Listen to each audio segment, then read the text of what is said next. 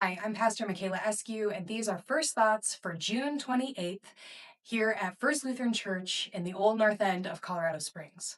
We are continuing our sermon series, Judgment, Grace, and the Human Story, as we continue to travel our way through Genesis. Last week, you heard about the flood story. Noah and his perfect family are saved from the flood. But did you know that there's a part two to Noah's story? That Noah is not actually as perfect as we make him out to be. Shortly after the flood, he builds himself a vineyard. And with that vineyard, he makes wine. And with that wine, he gets drunk. He gets so drunk, in fact, that he takes all of his clothes off and passes out naked. Well, his youngest son, Ham, finds him naked.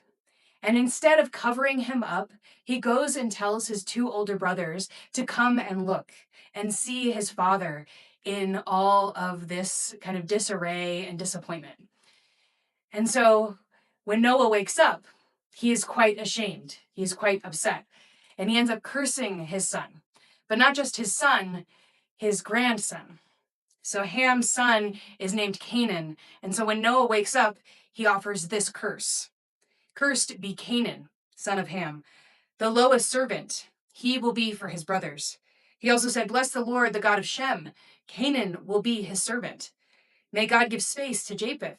He will live in Shem's tents, and Canaan will be his servant. Now, ultimately, in the long story of Israel, this is the history of why the Israelites hate the Canaanites, because of this very moment, because of the shame of Noah. But ultimately, this scripture has been held up in pro-slavery writings in the early Civil War era. So let's talk this Sunday about the root of the sin of racism and where it gets its biblical foundations.